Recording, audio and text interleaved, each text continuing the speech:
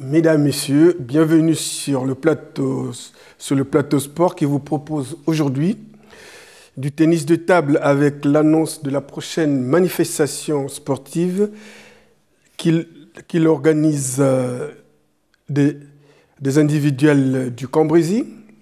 Nous vous donnerons les résultats des rencontres de la semaine dernière et en images, nous vous proposerons le match de la D1 qui recevait Éco-d'Œuvre. Nous parlerons aussi du basket avec l'intervention du district au Palais des Sports sur des thèmes bien précis.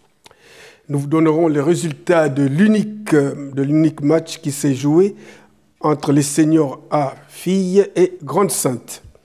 Ensuite, nous parlerons longuement du tournoi de la Micaline avec des débuts de tournoi en éliminatoire des groupes. Ensuite, les images des deux finales filles et garçons, sans oublier la remise des récompenses pour la clôture du tournoi. Mesdames, Messieurs, bonjour. Alors, nous allons commencer donc par le tennis. Le club de tennis de table, c'est-à-dire la CJTT, se prépare à une fin de semaine très chargée. Retenez ces deux dates. Il s'agit du samedi 29 et dimanche 30 avril 2023. Le Palais des Sports abritera donc les individuels du Cambrésis. Pendant ces 2 jours, vous allez vivre des rencontres de qualité au tennis de table. Alors rendez-vous nombreux au Palais des Sports les 29 et 30 avril pour vivre ces individuels du Cambrésis. Précisons importante, les rencontres ont lieu samedi après-midi et dimanche toute la journée. L'entrée est entièrement gratuite et ne sont concernés pour jouer que des joueurs licenciés. Voilà donc ce qu'on pouvait dire sur cette manifestation de masse. Toujours pour parler tennis, voyons avec les résultats des rencontres de la semaine dernière. Victoire 9-5 de la R4 à Liévin. Défaite de la première D1 11-3 à Fontaine-Notre-Dame et match nul 7-partout de la deuxième D1 contre Éco-d'Œuvre. Alors, pour ceux qui parleraient de suspense, sachez que ces 3 équipes sont sur la voie du maintien dans leur catégorie. Alors, pour finir avec le tennis, la première D1, donc nous allons vous proposer le reportage de la première D1 qui recevait Éco-d'Œuvre sur un terrain où les Cartésiens semblaient être en infériorité numérique face aux Scaldobrigiens, venus avec du renfort. Mais le sport ne se résume pas spécialement au nombre, mais surtout à la qualité et à la façon de la résistance face aux adversaires. C'est ce qui s'est passé pour les Cartésiens qui ont résisté jusqu'au bout pour obtenir le résultat que voici. Le Cato 7, Éco-d'Œuvre 7. Un match nul qui conforte le maintien de cette D1. C'est un reportage d'André Bianco. Je m'appelle Jérémy, j'ai 23 ans, donc ça fait presque 15 ans que je fais du tennis de table. Bon, alors qu'est-ce que ça donnait ici aujourd'hui? Pour le moment, on gagne 4-3. Et on a commencé avec un avantage de 3-0, mais c'est cool. Mais vous avez quand même gagné? Oui, pour le moment, on mène. D'accord. Alors, finalement, où est-ce que vous en êtes avec cette phase? Vous en êtes où? Voilà, on est maintenu. Pour le moment, on est 3e ou 4e, ouais. Ex aequo avec le Cato. Donc, pour le moment, nous, on joue le maintien, donc pour le moment, on est bien parti. Qu'est-ce qu'on doit vous souhaiter? De rester en D1. Après, moi, je jouais à R4 avant. Et je suis revenu pour renforcer. Une bonne journée de tennis de table avec une équipe d'Éco-d'Œuvre avec une bonne ambiance. Ça se passe très bien, bon esprit sportif. Voilà, les 2 équipes devraient être maintenues, donc bonne humeur, plaisir. Qu'est-ce que ça a donné pour vous aujourd'hui? Là, en fait, nous, on n'est que 3 malheureusement. Mais voilà, on a quand même réussi. On est toujours dans la partie, on peut encore gagner le match ou faire match nul. Tout est possible. Qu'est-ce que ça donne pour le maintien alors? Le maintien, pour nous, il est validé, puisqu'on a 2 victoires, 1 nul. Donc voilà, moi ici, il n'y a pas de pression, il y a juste à prendre du plaisir. Bon, il n'y a plus grand-chose à vous souhaiter, quoi. Non, que ça continue comme ça, avec une bonne ambiance à Le Cato.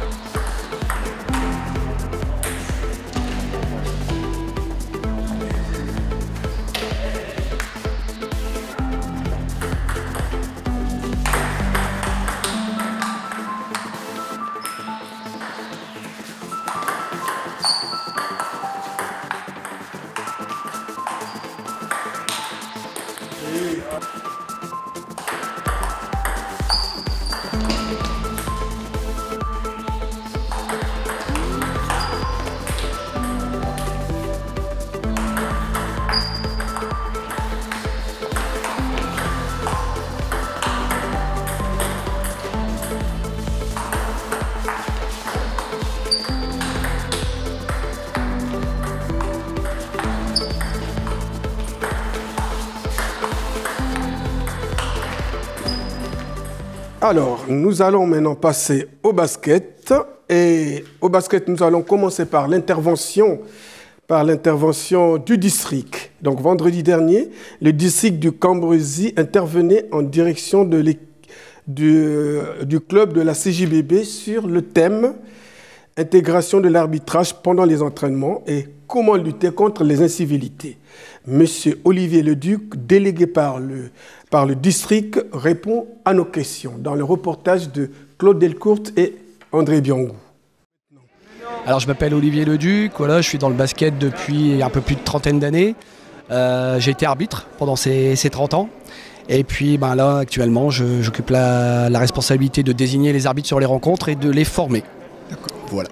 Bon, quel est l'objet de cette rencontre ici aujourd'hui? Alors l'objet de la rencontre, en fait, il y avait deux sujets aujourd'hui que nous avons vus au niveau du club de la CJBB Le Cateau. La première, c'était intégrer l'arbitrage dans les entraînements. Alors la double bonus qu'on pourrait en tirer par rapport à cette intervention, la première, c'est pour nous de trouver des arbitres parce qu'on sait qu'on en manque. Et la deuxième, c'est de faire comprendre aux coachs qu'ils ont tout intérêt de pratiquer de l'arbitrage dans l'entraînement, dans le sens où ils vont faire progresser leur équipe. Donc là, la démonstration que j'avais faite sur le PowerPoint était de leur démontrer aux coachs que pendant les entraînements, ils pouvaient intégrer de l'arbitrage, des choses très simples à mettre en place. Et cette situation, ces échanges, en fait, ça vient de la FFBB. FFBB Formation, M. Joanne Janot qui a présenté ça, qu'on peut retrouver cette formation sur Internet, sur YouTube. Est-ce qu'on peut prendre la conclusion que c'est surtout le manque d'arbitres qui nous entraîne des incivilités? Alors justement, là tu parles des incivilités, c'est le deuxième sujet justement qu'on va voir juste après. Les incivilités sont vraiment grandissantes, mais je pense que c'est un peu le reflet de notre société actuelle. Et du coup, les incivilités commencent à rentrer dans le sport. Et au niveau basket, on n'était pas trop touché par cette ampleur. Et on s'aperçoit maintenant qu'on en a de plus en plus. Donc en fait, avec le district Cambrésis, Laurent Leriche, son président et le bureau, on a décidé de mettre en place des actions envers les clubs pour les aider justement à trouver des solutions pour essayer de lutter. Alors on n'a pas de baguette magique bien sûr, mais d'essayer de trouver des solutions pour lutter justement contre ces incivilités. Alors il y a des actions à mettre en place, mais il y a un réel engagement aussi à prendre par rapport à ça. D'accord. Ouais. Bon, qui est susceptible d'avoir une sanction? Alors, qui est susceptible? Alors déjà, le président. Le président du club, il est responsable de tout ce qui se passe dans son club. D'accord. Donc le président de club, il faut savoir qu'il est responsable, par exemple, de son public, qu'il soit à domicile comme à l'extérieur. Donc le public, par exemple, de la CJBB Le Cateau qui se déplace dans un club d'un autre district et qui aurait un comportement mal adapté ou insultant envers les arbitres, si l'arbitre fait un rapport sur la rencontre, un rapport d'incident, le président est responsable de ses spectateurs à l'extérieur également, pas que à domicile. Voilà. Donc tout le monde peut être sous le coup d'une sanction au niveau incivilité, les joueurs, les entraîneurs, le public. Et après, ce qui est dommage, nous, ce qu'on veut faire comprendre aujourd'hui, c'est que les incivilités, ça mène à rien à part des amendes. Donc si les clubs préfèrent mettre de l'argent dans les amendes au lieu d'acheter des ballons, pour les enfants, c'est quand même dommage. C'est quand même dommage. Alors, quelle est la plus grande sanction que peut avoir un spectateur qui commence à agresser par exemple un arbitre? Il faut savoir que les arbitres sont reconnus d'une mission de service public. Donc c'est-à-dire que les arbitres qui se font agresser verbalement, déjà il y a des sanctions, on va le voir après, il y a des sanctions pénales qui peuvent être encourues, des peines d'amende et des peines d'emprisonnement. Les agressions envers arbitres sont considérées comme des agressions envers des policiers ou des gendarmes. Quand ils sont investis d'une mission publique, lorsqu'ils officient sur les terrains, c'est la même sanction que si demain vous veniez agresser verbalement ou physiquement un gendarme ou un policier. Donc les sanctions peuvent être très très lourdes, jusqu'à de la réclusion. On le voit juste après dans la séance, je fais la première partie là-dessus, c'est attention, les sanctions peuvent être très lourdes. Sanctions donc pour la personne et après sanctions pour le club. Quand ça se passe dans un club, les clubs bien sûr, il y a des ouvertures de dossiers, la commission de discipline régionale ouvre un dossier. À chaque ouverture de dossier, sauf erreur de ma part, c'est déjà un montant forfaitaire de 150 €. Suite viendra la sanction disciplinaire qui sera adaptée après, qui peut être les rencontres qui se jouent à huis clos. Donc c'est quand même, oui voilà, c'est quand même un peu embêtant pour les clubs quoi, quand on a une petite buvette, qu'on essaye de tenir un peu des finances pour justement essayer d'acheter des chasubles pour les gamins, tout ça. Quand on joue des rencontres à huis clos, c'est quand même dommage quoi. Donc il peut même y avoir eu l'exclusion d'un spectateur du terrain. C'est-à-dire que bon, si on pense pendant un certain temps donné, on peut l'interdire de venir. Alors après, les sanctions ne sont pas, nous n'avons pas force ni le président de club à interdire les gens de venir dans les salles de sport qui sont des lieux publics. Néanmoins, les personnes qui sont très insultantes et très menaçantes envers les arbitres, il peut y avoir des dépôts de plainte et suite à cela, ces personnes peuvent être en interdiction nommées par un juge, hein, des interdictions de salle ou des interdictions. Oui, ça peut arriver, hein, ça peut sûrement arriver. Ouais, y a pas de... Oui, bien sûr. Ouais. Bon, comment ça se fait qu'on manque d'arbitres ? Eh ben, on venait de l'expliquer il y a quelques minutes, c'est qu'on ne pratique pas l'arbitrage déjà dans les entraînements. Les premiers formateurs d'arbitres, ce que je disais, c'était les coachs. Et les coachs, voilà, des fois, à la fin d'un entraînement, on fait un petit match, on joue à 55 et des fois, il y a 2 ou 3 gamins qui sont assis sur le banc. Mais au lieu de les faire attendre sur le banc, faites-les arbitrer. En les faisant arbitrer pendant les entraînements, ils ont moins peur d'arbitrer et peut-être qu'après, ça leur donnera le goût de se lancer dans l'arbitrage, qui est une pratique pas si évidente que ça, mais qui apporte beaucoup au final sur la personne. Moi, je le vois pour ma part, voilà. Il y a 20-30 ans, je ne me voyais pas parler devant une assemblée de 30 personnes. L'arbitrage m'a fait faire de la confiance en moi, voilà, toutes ces choses-là. On voit des jeunes arbitres arriver très très timides et au bout de 2-3 ans d'arbitrage, se développer au niveau... voilà, demain, vous les mettez face à un recruteur sur un entretien d'embauche. Quand ils ont fait arbitre, ils ont déjà moins l'impression de se présenter devant un recruteur, par exemple. C'est une vraie école de la vie. Bon. Alors aujourd'hui, on aura appris quand même des choses. Donc bon, vous faites des interventions comme ça dans tous les clubs ? Oui, alors avec le président Le Riche, hein, c'est ce que je disais tout à l'heure, et le bureau, on a demandé au volontariat, hein, les clubs, de bien vouloir nous accueillir. Alors en plus, ça leur coûte rien. Nous, on est tous des bénévoles, on n'est pas payés pour faire ça. Donc on se déplace dans les clubs qui sont volontaires. Nous sommes déjà 9 clubs sur 13 qui ont répondu à l'appel pour l'instant, alors qu'on vient juste de le démarrer. Donc ça marche plutôt pas mal. Et puis on fait le tour des clubs et puis on essaye de prêcher la bonne parole pour que les jeunes évoluent dans un premier temps, et puis derrière la deuxième session de lutter contre les incivilités. On continue donc avec le basket. Donc, en ce qui concerne les résultats, il y a un seul résultat à vous annoncer, c'est la victoire des seniors à filles qui recevaient donc Grande-Sainte. Ce match s'est joué donc un samedi soir et les Catésiennes ont gagné avec 10 points d'avance. Et passons donc au dimanche. Le dimanche, au Palais des Sports, régnait donc une ambiance exceptionnelle et pour cause, l'organisation du tournoi de la Micaline. Tournoi auquel ont répondu présents les clubs suivants. Anizy dans l'Aisne, Écaudin, Écaudœuvre, Anon, Lambersart, l'Île Sud, Onain, Scubébé, c'est-à-dire Saint-Quentin, Ouascal, Oisier et tout naturellement le Cateau. Précisons que ce tournoi s'adresse à la catégorie de U15 filles et garçons. Dès 9h du matin, le palais est entré en ébullition. Les bénévoles de la CJBB en perpétuel mouvement jusqu'au coup de sifflet final. Le tournoi qui a commencé par des éliminatoires de groupe a vu donc ses finales aux environs de 17h30 et on pouvait lire en finale filles Écaudin face à Lambersart et en finale garçon, on est face à Saint-Quentin. Commençons donc par la finale filles. Alors, en finale filles, donc le match de filles opposé Écaudin à Lambersart, on l'a dit, on assiste à un match où l'on voyait des filles de Lambersart presque à l'aise dans le jeu. Elles ont une attaque très percutante, mais dans un premier temps, elles se heurtent à une défense d'Écaudin bien regroupée, ce qui a donné une première mi-temps quelque peu équilibrée et légèrement en faveur de Lambersart. Score donc 25 pour Lambersart et 16 pour Écaudin. La deuxième mi-temps change le rythme. Lambersart redouble les percées dans le camp adverse car elles y trouvent une défense un peu perméable avec beaucoup de déchets techniques devant, malgré quelques résistances, mais on constate que la défense est poreuse pour arrêter la furia de Lambersart. La suite, on la connaît. Score final, donc Lambersart 45 et Écondé 29. Comme le match d'avant, on était bien large. Et encore plus lumineuse. J'ai dit en deuxième position, mais Léana. Elle, c'est la deuxième.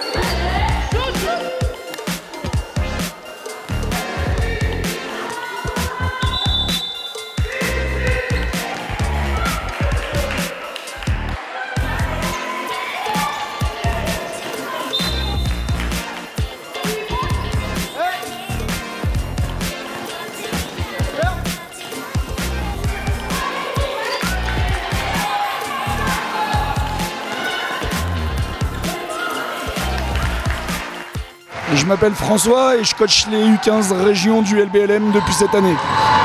Alors aujourd'hui, qu'est-ce que vous dites à vos filles? Parce que partir jusqu'en finale, c'est quelque chose quand même. Hein. C'est un tournoi qu'elles avaient envie de faire. Voilà. Merci les filles. Vous voulez faire l'interview les filles? Non mais voilà, on a encore un match à faire. Visiblement elles ont envie de le faire contre Marquise courant du mois de mai. Et puis après, une bonne partie du groupe avait vécu les phases finales de la Micaline sur le tournoi départemental l'année dernière. Donc là si on peut le faire, ce sera avec plaisir. Si on peut pas le faire, ce sera une belle expérience. Bon, autour du championnat, vous en êtes à quoi là? Il nous reste 3 matchs avant la fin de l'année. Et pour l'instant, on va se battre pour essayer de faire 2e du championnat région en poule élite. Bon, d'accord, donc avant la fin, vous êtes à quelle place là? On est 2e pour l'instant. Enfin, on est 3e parce qu'on a un match de retard. Mais on est 2e normalement. Bon, alors qu'est-ce qu'il faut vous souhaiter? Qu'est-ce qu'on se souhaite les filles? Une belle mention au brevet à la fin de l'année pour la plupart d'entre elles. Une belle mention au brevet pour... Bon, alors la mention au brevet, nous vous la souhaitons les filles. Hein? Bon, voilà, et nous vous souhaitons bon retour alors. Hein? Avec plaisir, merci beaucoup. Et merci pour l'organisation. Alors moi c'est David, je suis le coach de l'équipe des Codins, des U15 régions. Bon, alors et pourtant l'équipe est arrivée jusqu'en finale. Bon, qu'est-ce qui a manqué pour que le résultat final soit positif? Alors mais déjà on a joué contre une équipe qui qu'on trouve dans notre championnat qui est un ton au-dessus de nous. D'accord. Et depuis la phase élite, on essaye de progresser pour les accrocher. Donc on est en phase d'apprentissage pour essayer d'accrocher ce genre d'équipe là. D'accord. On l'a bien fait le matin, mais là la répétition des matchs fait que mes joueuses avec la fatigue, c'est dur. Donc elles ont déjà des retards par rapport à ce profil de joueuses. Donc nous on essaie d'avancer, mais plus la fatigue c'est pas possible, ça pardonne pas. Dès qu'on rate 1 ou 2 paniers, c'est tout de suite. Et nous au contraire on se permettait de rater des paniers faciles. Donc dans ces conditions là c'est amplement mérité pour l'équipe de Lambersart. Non mais malgré tout elles sont quand même arrivées jusqu'en finale. Elles ont fait un super tournoi. Elles ont fait un super tournoi et je les ai félicitées parce qu'il ne faut pas retenir que cet échec final, parce que si on est en finale, c'est qu'on a mis des équipes derrière nous. Donc ça, non, mais ça a été dit. Elles ont fait un super tournoi. Mais voilà, je suis sûr qu'avec quelques matchs en moins, on aurait pu faire une belle opposition. Et on va rejouer cette équipe en championnat, dans des conditions où on sera frais, elles seront fraîches tout de suite. Et peut-être, j'espère qu'on va diminuer l'écart. Mais si on parlait championnat, vous en êtes où? Alors nous en championnat, là on est très mal classé. On est sur donc championnat élite, hein, donc on est au plus haut niveau régional. Dans la première phase, on a fini 2e, donc on a accédé au niveau le plus haut. Et là on est en apprentissage, ce que je disais, parce que là on joue des équipes qui sont sur la côte, des équipes de la banlieue lilloise où il y a vraiment une bonne formation. Donc on a eu le besoin de s'adapter, mais elles accrochent. Les filles elles accrochent tout le temps et on perd de moins en moins au niveau d'écart de points. Mais on gagne pas beaucoup de matchs. Voilà, on a gagné contre Hasbrook. On n'a pas rejoué Cambrai, mais je pense qu'on les a battus 3 fois aujourd'hui. Donc je pense que voilà, on est sur la bonne phase. Voilà, donc, qu'est-ce qu'il faut vous souhaiter alors? Bah écoutez, la santé pour les filles, pas de blessures et continuer dans cet état d'esprit, c'est le principal. Bien, allez, merci et nous vous souhaitons bon retour. Merci, au revoir.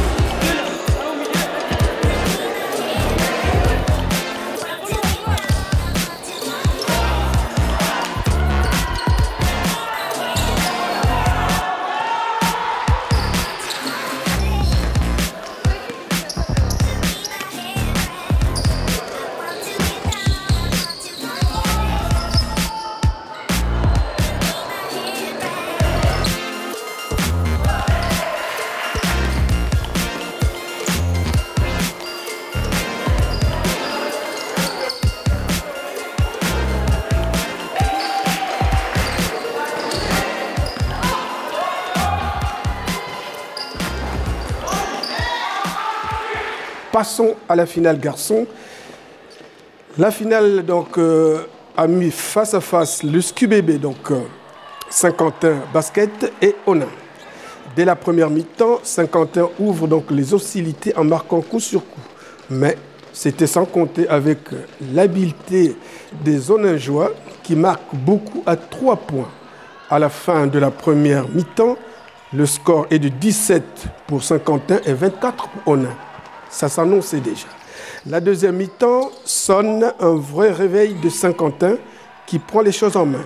À 1 minute 14 de la fin du match, le score est de 32 partout.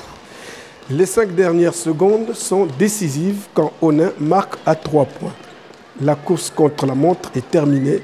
Saint-Quentin 32, Onin 35. Voilà, tout ceci c'est avec le reportage de Claude Delcourt et André Bion. Alors je m'appelle Bastien Parent, coach des U15 départemental de Saint-Quentin, joueur espoir Pro B à Saint-Quentin et National 3 à Chauny. Alors aujourd'hui, j'ai vu qu'il y avait deux équipes qui se valent, mais quel est le hic qui a manqué pour que la vôtre elle arrive à au résultat très positif? Un manque de constance sur les 20 minutes de match.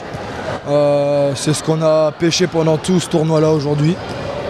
C'est quelque chose qu'on va devoir travailler dans les semaines à venir, quoi. Qu'est-ce que vous dites à vos joueurs aujourd'hui parce qu'ils sont quand même arrivés en finale? Ouais, c'est clair, faut qu'ils lèvent la tête, faut pas qu'ils soient déçus, c'est une bonne expérience à prendre pour eux. Voilà. Alors, vous êtes aussi en championnat. Bon, en championnat, vous en êtes où là? Là, on est 4e sur 11. Qu'est-ce qu'il faut vous souhaiter alors? Une bonne fin de championnat, pas de blessures. Voilà, et que du bonheur. Alors nous vous le souhaitons et puis nous vous souhaitons bon retour. Merci beaucoup. Fabrice, Bon, alors, aujourd'hui, votre équipe a été excellente. Hein? Ouais, on a bien joué, comme d'habitude. On essaie de jouer avec notre cœur, avec nos tripes. On essaie de mettre beaucoup d'intensité dans ce qu'on fait. Par contre, à quoi vous attribuez le petit passage à vide, là? Petit passage à vide, un gros tournoi. On a eu quand même des matchs difficiles ce matin, surtout contre l'équipe du Cateau. Donc c'est une finale de tournoi, un programme chargé toute la journée. Donc il y a la fatigue qui s'installe en fin de match, compliqué. Puis on a une belle équipe en face de nous, Saint-Quentin, qui nous a donné du fil à retordre. Qu'est-ce que vous dites à vos garçons maintenant? Maintenant, je leur dis félicitations. Et prochaine étape, ce sera marque en barrage, je crois, le tournoi. Et puis surtout en championnat, on est toujours premier, meilleure attaque, meilleure défense. J'espère qu'on va aller au bout. J'espère, il nous reste 2 matchs à jouer, j'espère remporter le titre cette année. Je pense que mes gamins le méritent, j'ai un groupe qui est très respectueux, travailleur à l'entraînement, toujours ponctuel. Donc j'espère aller au bout pour le championnat, être champion des pertes comme l'année dernière. Eh bien, nous vous souhaitons une bonne continuation et puis un bon retour. Merci et merci pour cet accueil au Cateau qui est toujours sympa. On passe toujours une très bonne journée.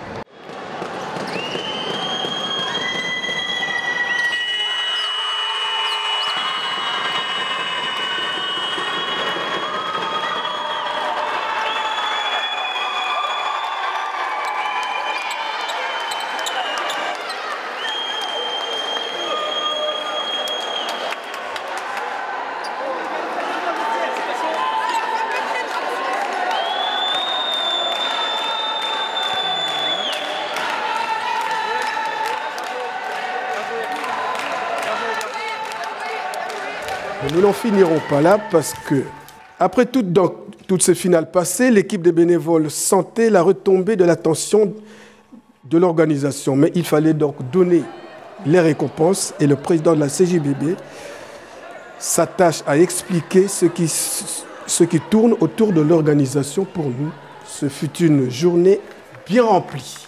La tension retombe un tout petit peu là. Ouais, la fin de journée elle fait plaisir, la journée a été longue. Et quand on arrive à la fin, on est toujours très content. Parce que finalement, c'est toute une organisation. Hein. Ouais, depuis plusieurs semaines, on est quand même sur l'événement pour chercher les équipes, pour remplacer les équipes qui au final ne viennent pas. Jusqu'au dernier moment, encore hier, on a eu des désistements. On a dû changer les plannings, trouver les arbitres, les gens pour les tables, les bénévoles. Ouais, c'est des semaines et des semaines de préparation. Ouais, mais c'est le métier qui rentre, quoi. Hein. Ouais, le métier rentre bien quand c'est ça, il n'y a pas de souci. Bon, alors, qu'est-ce qu'on peut dire dans l'organisation? Le club, il s'est donné, hein, le club. Ouais, non, franchement, j'ai eu énormément de monde avec moi aujourd'hui. Ça fait que la journée, justement, s'est très très bien passée. Et tout le monde satisfait, on n'a pas eu de retard. Des très beaux matchs, des très belles équipes qui sont venues chez nous aujourd'hui. Donc une journée parfaite. Bon, c'est quoi la prochaine manifestation ici? Alors on a encore quelques week-ends de championnat classique. Après on a un tournoi senior qui va arriver le dimanche 17 juin. Et un autre tournoi 3-3 qui sera le dimanche 2 juillet. Bon, allez, tout ça il faut se préparer quoi. Hein. C'est ça, maintenant on passe à la suite, on n'a pas vraiment le temps de se reposer. Bien. Donc on passe à la suite et puis on prépare les prochains événements. Voilà, bien, eh ben, Mathias, merci. Merci André.